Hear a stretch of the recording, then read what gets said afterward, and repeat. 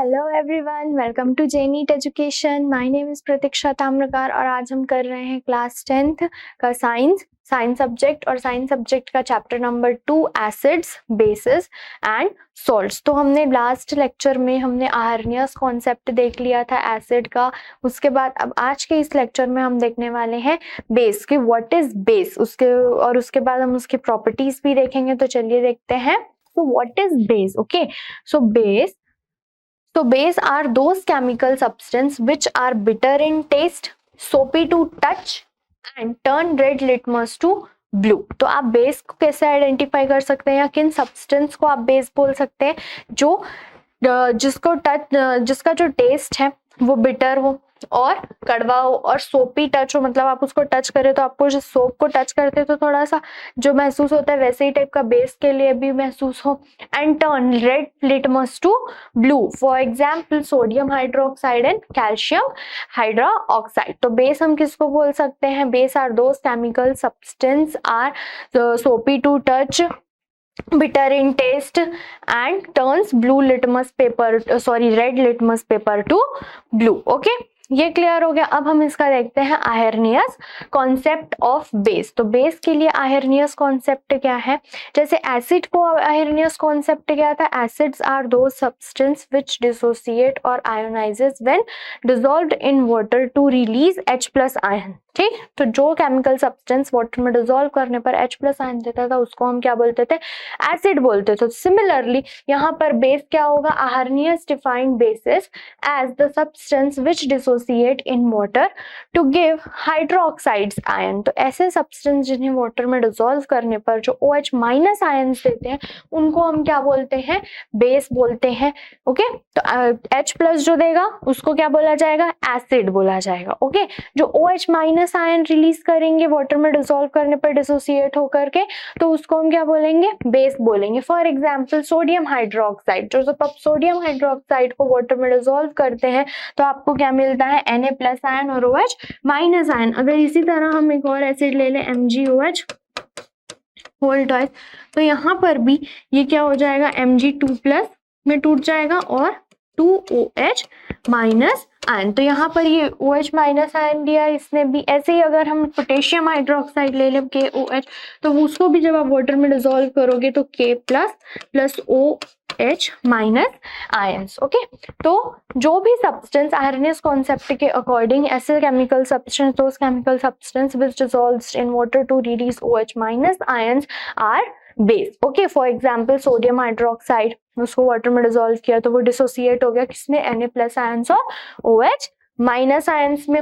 वैसे ही magnesium hydroxide के लिए भी और पोटेशियम हाइड्रोक्साइड भी। इसके बाद देखते हैं अल्कलीज, ये अल्कली क्या होती है? तो all bases are not soluble in water but some bases are soluble in water। a basis which is soluble in water is known as alkali। तो हम अल्कली किसको बोलते हैं? आर्नियस ने तो बोल दिया कि जो सब्सटेंस वाटर में डिसॉल्व होगा उस और OH- आयन देगा उसको हम बेस बोलेंगे। बट जो बहुत सारे बेस होते हैं हमारे पास और कुछ ऐसे बेस भी होते हैं जो वाटर में डिसॉल्व नहीं होते हैं, तो उनमें से जो bases component, all the bases are not soluble in water but some bases are soluble in water are known as alkali। तो जो भी बेस वाटर में soluble होते हैं उन बेसिस को हम क्या बोलते हैं? अल्कली। तो हमारे पास अल्कलाइन बेस कौन कौन से? AOH, potassium hydroxide, sodium hydroxide, calcium hydroxide. तो water soluble bases KOH, NaOH। Example of water insoluble bases FeOH whole thrice, copper hydroxide. ये hence all the alkalis are bases but all bases are not alkalis. जितने भी alkalis हैं वो सब क्या है? Base है। कैसे? क्योंकि alkali means water soluble base, और वाटर सॉल्यूबल है तो OH- आयन दे रहे, तो OH- आयन देता है उसको हम क्या बोलते हैं? बेस। बट जितने भी बेस होते हैं वो एल्कली नहीं होते। क्यों? क्योंकि हर बेस वाटर में डिसॉल्व नहीं होता है। ठीक, तो dissociation of alkali in water is an exothermic process. और एक इंफॉर्मेशन और यहाँ क्या दी हुई है कि जो डिसोसिएशन होता है बेसिस का, एल्कलीज का वाटर में, वो क्या होता है? एक्सोथर्मिक रिएक्शन होता है वहां पर और एक्सोथर्मिक प्रोसेस होता है। तो बेस आपको क्लियर हो गया। बेस मतलब कैसा सब्सटेंस जिसका टेस्ट जो which is bitter in taste, soapy to touch and turns red litmus paper to blue। तो चलिए देखते हैं अब आगे। हम नेक्स्ट हम देखते हैं प्रॉपर्टीज देख लेते हैं इनकी। ओके तो प्रॉपर्टीज ऑफ एसिड, तो एसिड की प्रॉपर्टीज क्या होती हैं, एक सेकेंड। तो फर्स्ट प्रॉपर्टी तो आप लोग जानते ही हैं, sour taste. Acids have sour taste, so उनका जो टेस्ट होता है वो सोर होता है। Acid turns blue litmus to red, blue litmus paper को रेड लिटमस पे कन्वर्ट, रेड कलर में कन्वर्ट कर देता है। Acids are corrosive in nature, ये भी मैंने आपको बताया था, वो कोरोसिव होते हैं। वो अगर उनका एक ड्रॉप भी अगर आपके स्किन पर पड़ जाए तो वहाँ क्या होगा, वो जलन होने लगेगी, ठीक है। तो the concentrated mineral acids can cause severe burns on skin. Okay next है क्या, acid are electrolytes that is ionizes. Electrolytes means वो आयोनाइज हो जाते हैं जाके वाटर में, ये हमने देखा था। नेक्स्ट है in aqueous medium acids conduct electricity. तो एसिड जो होता है, एसिडिक सॉल्यूशन जो होता है, अगर आप एक्वस सॉल्यूशन में 1 ड्रॉप एसिड डाल दे तो वहां पर इलेक्ट्रिसिटी कंडक्ट होने लगती है, ठीक। तो आप प्रॉपर्टीज ऑफ एसिड, ये फिजिकल प्रॉपर्टीज हैं एसिड की। Sour in taste, change blue litmus to red. Acids are corrosive in nature, ionizes in water, means electrolyte और कंडक्ट इलेक्ट्रिसिटी। तो हमें ये आपकी बुक में एक्सपेरिमेंट दिया हुआ, एक्टिविटी दी हुई है, वो हम देख लेते हैं, जिसमें कंडक्शन ऑफ इलेक्ट्रिसिटी बताई हुई है। इसके लिए आपको क्या करना है, एक आपको एक्वस सॉल्यूशन लेना है। किसका, आप ग्लूकोज, अल्कोहल और हाइड्रोक्लोरिक सल्फ्यूरिक एसिड, ये चारों का आपको सॉल्यूशन लेना है। एक एक करके हम एक्सपेरिमेंट करेंगे। फिर take a cork with 2 iron nails fixed on it. ये जैसे हमने यहाँ पर एक सॉल्यूशन लिया, ये सॉल्यूशन, इस सॉल्यूशन में यहाँ पर कॉर्क लिया, उस पर 2 आयरन नेल्स लगा दिए। उसके बाद दिया connect both nails with terminals of 6 volt battery. यहाँ पर देखिए ये कनेक्ट कर दिया 6 वोल्ट बैटरी से, ये बैटरी से कनेक्ट हो गया, और यहाँ एक बल्ब लगा दिया और एक स्विच लगा दिया। Pour some dilute HCl in the beaker and switch on the current. ये जो अभी एक्वस सॉल्यूशन मीन सिर्फ यहाँ पर वाटर था, तो उस वाटर में आपने क्या किया, थोड़ा सा HCl डाल दिया और स्विच ऑन कर दिया। तो आप देखते हैं कि आपने ऑब्जर्व करेंगे यहाँ कि ये बल्ब जल उठता है, ग्लो करने लगता है बल्ब। क्यों ग्लो करने लगता है, क्योंकि HCl जब आपने यहाँ पे डाला तो वो HCl वाटर में जाकर क्या हो गया, आयोनाइज हो गया, आयंस की फॉर्म में आ गया, H+ आयन और Cl- आयन, जिससे कि वहां पर यहाँ से इलेक्ट्रिसिटी पास होने लग गई, ठीक। और वो बल्ब क्या हो गया, ग्लो करने लग गया, ठीक है। ये क्लियर हो गया आपको। तो जब आप HCl डालते हैं, हाइड्रोक्लोरिक एसिड डालते हैं, तो उस टाइम पर जो बल्ब होता है वो ग्लो करने लगता है, क्योंकि HCl जो होता है वो आयोनाइज हो जाता है, ठीक, कंडक्ट्स इलेक्ट्रिसिटी। सल्फ्यूरिक एसिड भी जब आप यूज करेंगे तब भी उस टाइम पर जो बल्ब है वो ग्लो करेगा, क्योंकि जो सल्फ्यूरिक एसिड होता है, सल्फ्यूरिक एसिड का फॉर्मूला H2SO4, तो ये भी क्या होने लगता है, आयोनाइज हो जाता है 2H+ प्लस SO4 2- आयंस में, ये आयोनाइज हो जाएगा। तो ये आयोनाइज होने से ये भी H+ आयन देगा, तो आयंस वहां पर मूव करने लगेंगे और वहां पर इलेक्ट्रिसिटी पूरी तरह, वो वायर जो सर्किट है वो कंप्लीट होकर के वहां फ्लो होने लगेगी इलेक्ट्रिसिटी, और बल्ब क्या हो जाएगा, ग्लो करने लगेगा। ग्लूकोज, जब ग्लूकोज लेंगे तो ग्लूकोज जो होता है वो आयोनाइज नहीं होता है, ठीक। तो इसकी वजह से बल्ब जो है वहां पर ग्लो नहीं करेगा, और वो जो है do not conduct electricity. Similarly जब आप अल्कोहल का भी सॉल्यूशन लेंगे तो उस टाइम पर भी आप ऑब्जर्व करेंगे कि वहां पर भी बल्ब ग्लो नहीं होता, means do not conduct electricity, ठीक। ये क्लियर हो गया आपको। तो इससे हमें कंक्लूजन क्या निकलता है कि जो HCl है वो H+ आयन और क्लोरीन आयन में डिसोसिएट हो जाता है, वैसे ही H2SO4 भी डिसोसिएट हो जाता है। तो इस वजह से उन लोग क्या करते हैं, इलेक्ट्रिसिटी कंडक्ट कर पाते हैं, और ये सब वहां बल्ब ग्लो करने लगता है। On the other hand glucose and alcohol do not ionises, वो मैंने अभी आपको बताया, hence these solution do not conduct electricity. तो इससे हमें क्या पता चलता है कि ऐसे सारे सब्सटेंस जिसके पास H+ प्रेजेंट है वो सभी एसिड्स नहीं हो सकते हैं, ठीक। Does all compounds containing hydrogen do not ionise to give H+ ions and hence are not acids, for example glucose and alcohol.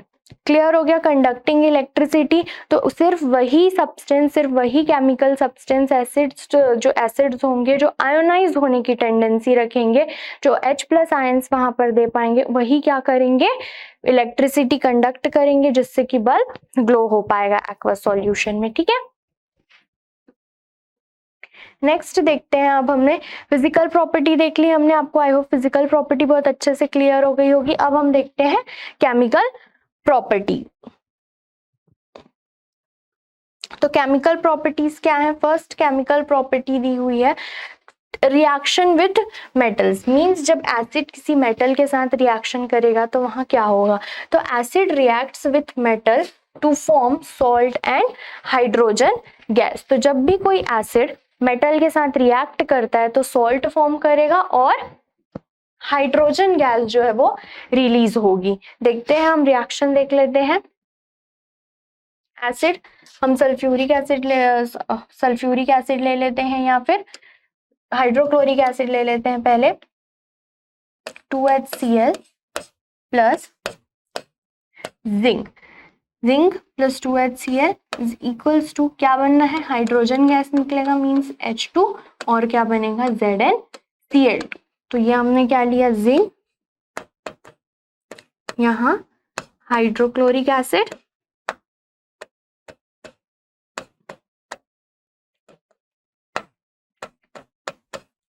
और ये क्या बना, जिंक क्लोराइड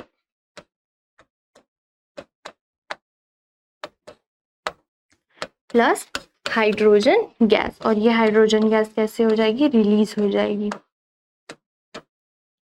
ओके, ये तो हमने HCl के साथ रिएक्शन देख लिया। अब हम H2SO4 के साथ भी देख लेते हैं। Zinc plus H2SO4 means sulphuric acid, तो यहाँ पर भी क्या होगा, सॉल्ट बनेगा।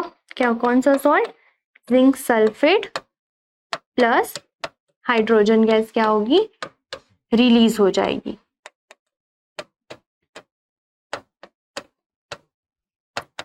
जिंक सल्फेट और ये सल्फ्यूरिक एसिड।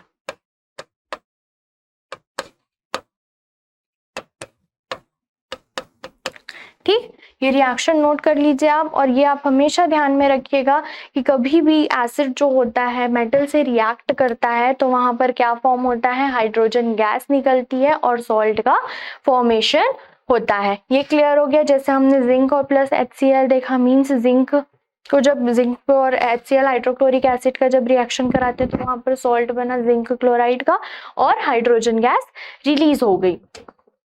नेक्स्ट, अगर हम एक और जिंक के अलावा हम कोई दूसरा मेटल ले लेते हैं, फॉर एग्जांपल मैग्नीशियम ले लेते हैं, मैग्नीशियम प्लस HCl 2HCl, तो ये बन जाएगा MgCl2 salt plus H2 gas वहां पर रिलीज हो जाएगी। ठीक है, क्लियर हो गया। तो आपके बुक में इस पर एक एक्टिविटी भी दी हुई है, तो वो एक्टिविटी भी हम देख लेते हैं। ठीक, तो reaction of zinc ग्रैन्युल्स with dilute sulphuric acid and testing hydrogen gas by burning. Okay, तो ये आपके बुक में बहुत अच्छे से दिया और इस पर कुछ क्वेश्चंस भी आते हैं।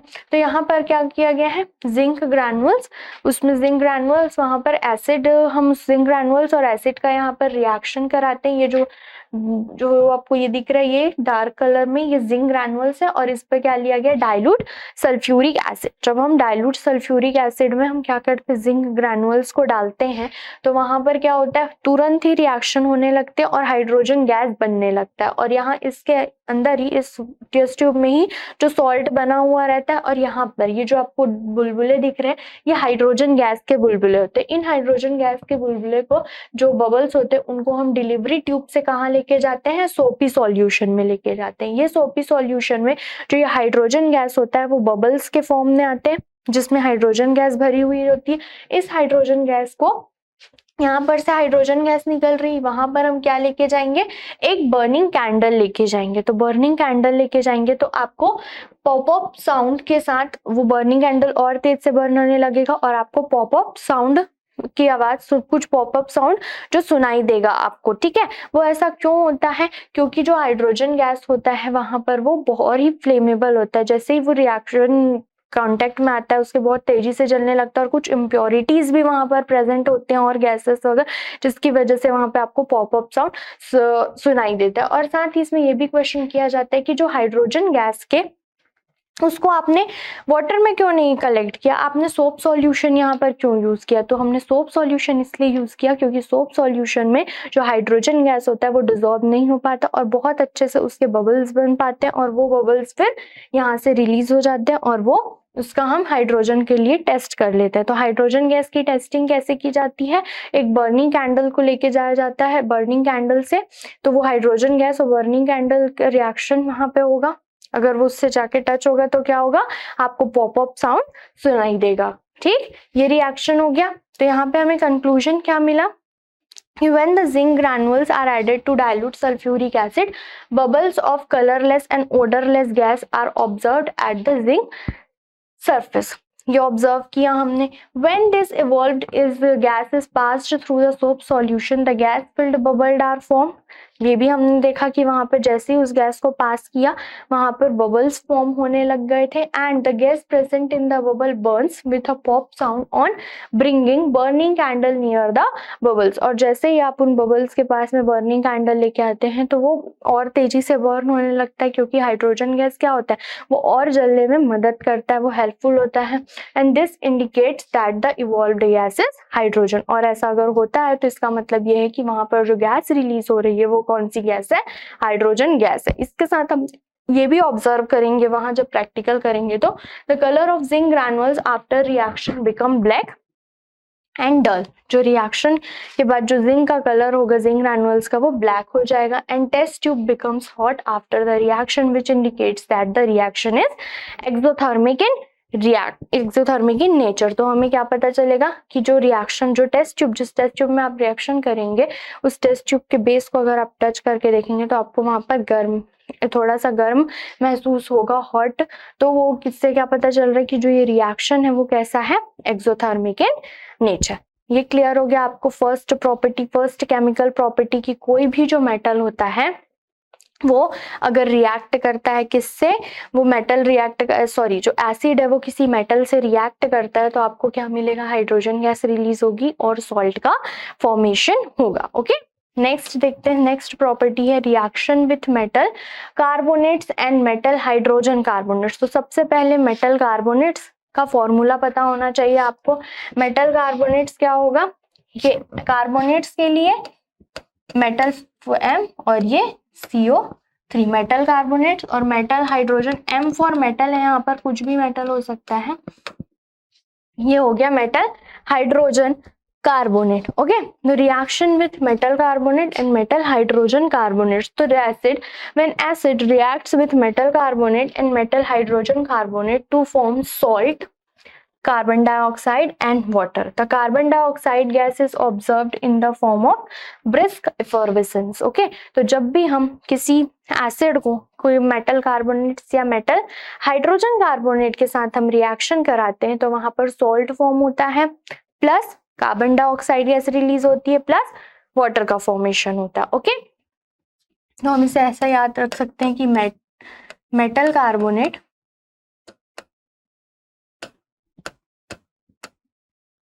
या hydrogen carbonate plus acid gives salt plus water plus carbon dioxide.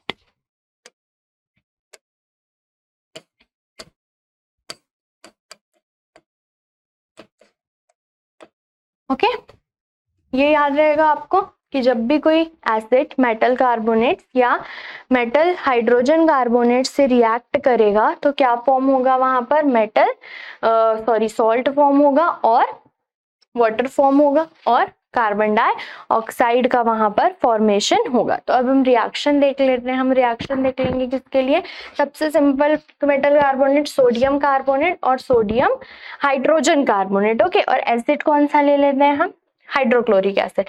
तो हाइड्रोक्लोरिक सोडियम कार्बोनेट ये sodium carbonate plus HCl। Okay, तो यहाँ पर क्या बनेगा, when sodium carbonate reacts with HCl hydrochloric acid to form sodium chloride salt plus water plus carbon dioxide gas. Okay, अगर हम sodium hydrogen carbonate से कराते हैं तो NaHCO3 प्लस HCl, तो यहाँ पर क्या बनेगा, सॉल्ट बनेगा NaCl plus water H2O plus CO2। ठीक है, क्लियर? कि जब भी कोई मेटल कार्बोनेट या मेटल हाइड्रोजन कार्बोनेट किसी एसिड से रिएक्ट करेगा तो क्या बनेगा, सोडियम क्लोराइड जो कि सॉल्ट है plus water plus carbon dioxide. ये क्लियर हो गया आपको?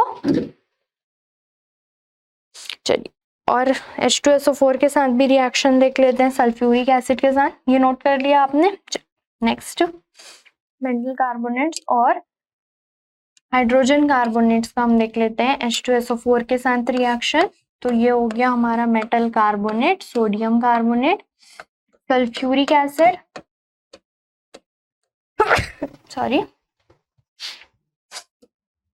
ये सल्फ्यूरिक एसिड। आफ्टर रिएक्शन क्या बनेगा यहाँ पर, सॉल्ट जो कि होगा sodium sulphate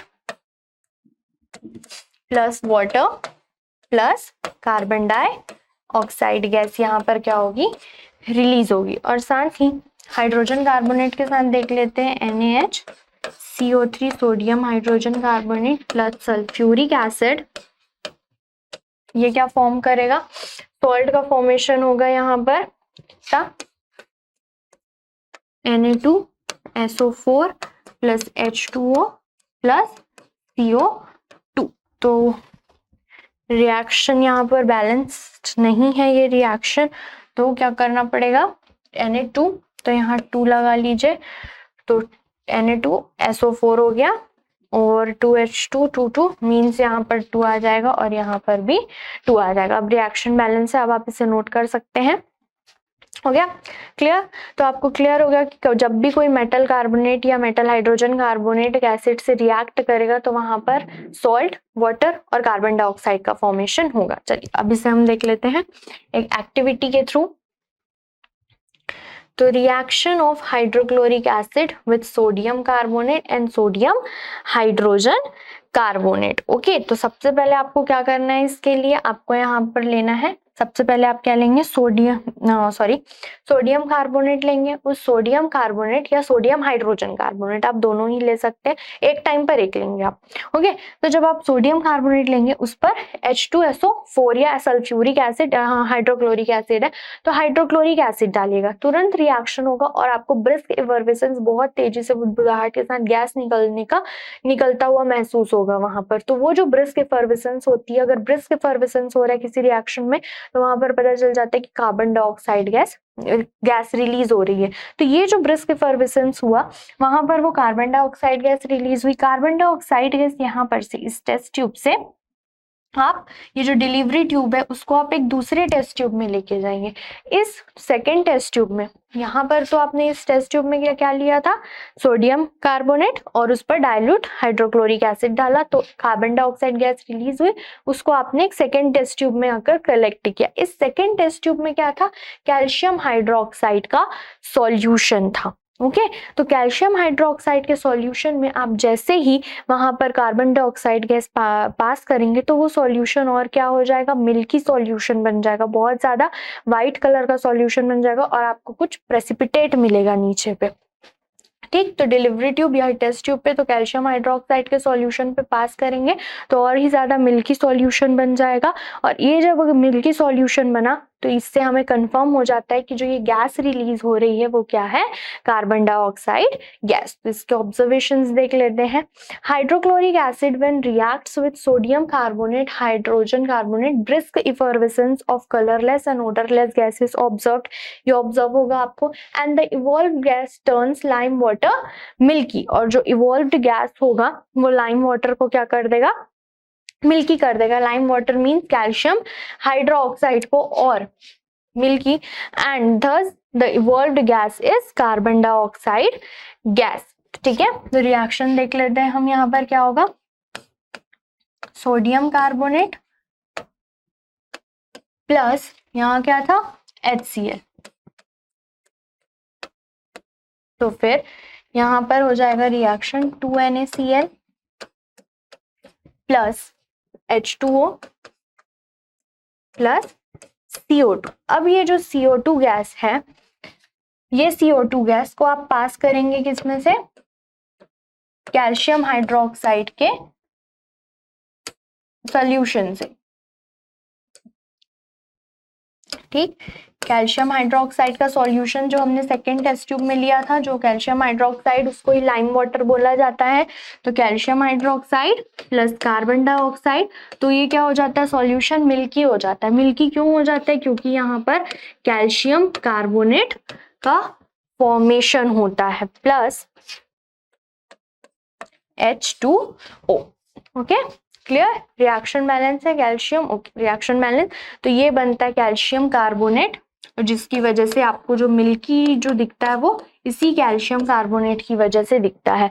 CO2 gas reacts with calcium hydroxide present in limestone to form calcium oxide, which is white precipitate, thus turns the water lime water to milky. ठीक, और यही जो कैल्शियम कार्बोनेट बनता है ये प्रेसिपिटेट के फॉर्म में रहता है PPT, और इसी की वजह से आपको जो सॉल्यूशन है वो मिल्की दिखने लगता है. अगर आप जो ये एक बार आपने पास कर दिया, अगर आप ज्यादा अमाउंट में वहां पास करेंगे तो वो सॉल्यूशन जो होगा वो उसके जो फिर से डिसअपेयर होने लगेगा. जो मिल्कीनेस जो आपको दिख रहा है, जो व्हाइट व्हाइट जो दिख रहा है आपको, बहुत ज्यादा वहां पर व्हाइटनेस दिखेगा, वो डिसअपेयर होने लगेगा. क्यों डिसअपेयर होने लगेगा, क्योंकि यहाँ पर उस सॉल्यूशन में पहले से कैल्शियम कार्बोनेट प्लस वाटर वहां पर प्रेजेंट है.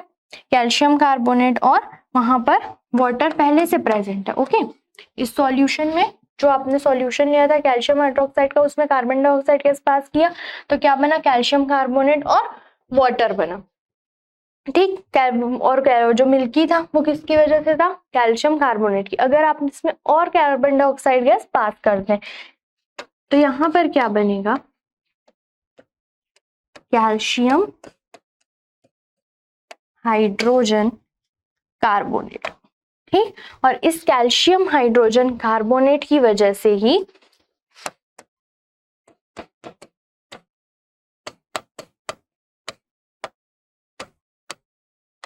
Hydrogen carbonate.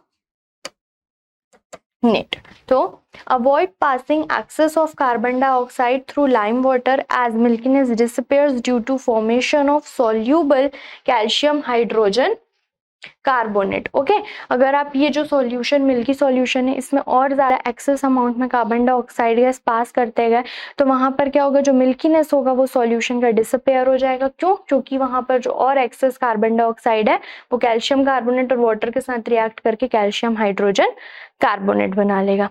क्लियर आपको. नेक्स्ट देखते हैं.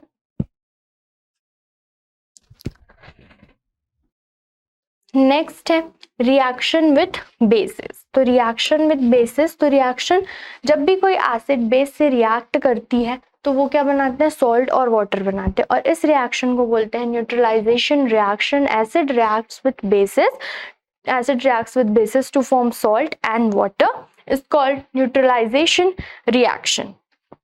फॉर एग्जाम्पल, अगर हम सोडियम हाइड्रोक्साइड ले, सोडियम हाइड्रोक्साइड ये क्या है, बेस. ओके, प्लस HCl ये क्या है, एसिड, हाइड्रोक्लोरिक एसिड. और ये दोनों जब रिएक्ट करेंगे तो यहाँ पे बनेगा NaCl प्लस H2. NaCl क्या हो जाएगा यहाँ, सॉल्ट, और ये हो जाएगा, ये है वाटर. तो इस रिएक्शन को हम क्या बोलते हैं, न्यूट्रलाइजेशन रिएक्शन बोला जाता है इसे.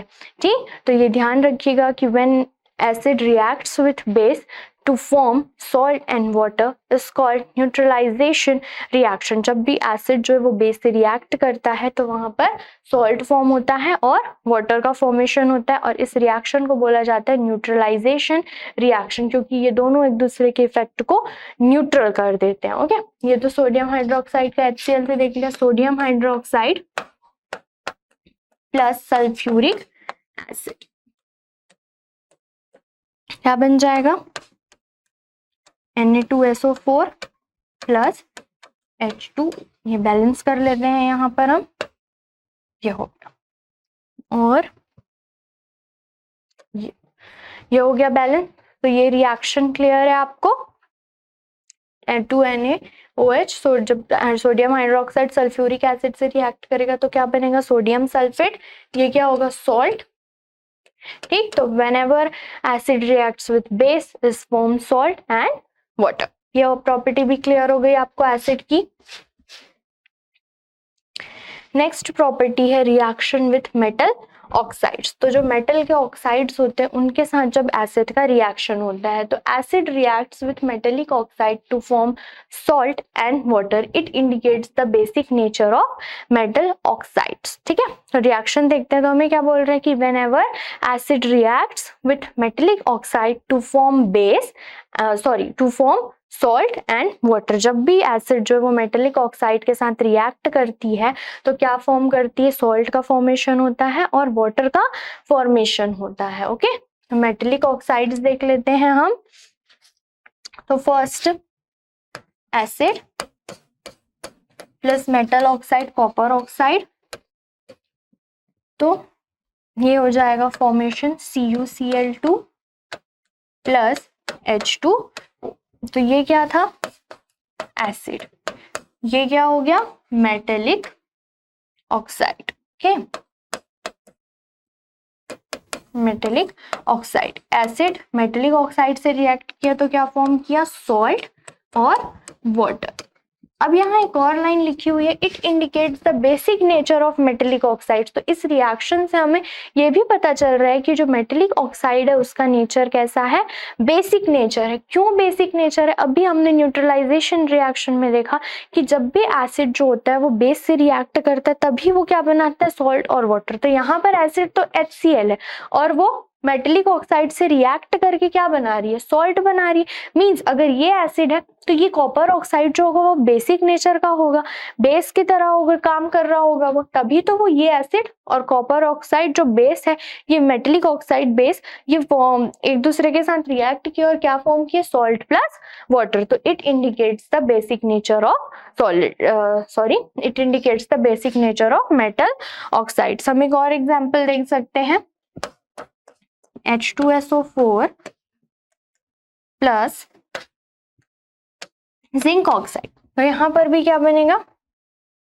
Zinc sulphate salt plus H2O। तो यहाँ पर सल्फ्यूरिक एसिड जब जिंक ऑक्साइड के साथ रिएक्ट कर रही है तब भी क्या बन रहा है? सॉल्ट और वाटर। तो यहाँ पर भी सॉल्ट फॉर्मेशन हो रहा है। सॉल्ट फॉर्मेशन कब होता है? When acid reacts with base. तो ये एसिड है तो जिंक ऑक्साइड किस तरह बिहेव कर रहा है? यहाँ पर बेस की तरह बिहेव कर रहा है। तो ये जो रिएक्शन है हमें इंडिकेट करता है कि जो मेटल ऑक्साइड्स होते हैं उनका नेचर कैसा होता है? बेसिक होता है। तो आई होप आपको एसिड की जो सारी physical property and chemical property वो क्लियर हो गई होगी। तो आज के वीडियो लेक्चर में इतना ही, मिलते हैं हम नेक्स्ट वीडियो लेक्चर में जहां हम बेस की केमिकल प्रॉपर्टी और उसके फिजिकल प्रॉपर्टी के बारे में डिस्कस करेंगे और अब हम उसमें इंडिकेटर्स भी देखेंगे नेक्स्ट वीडियो लेक्चर में। Thank you.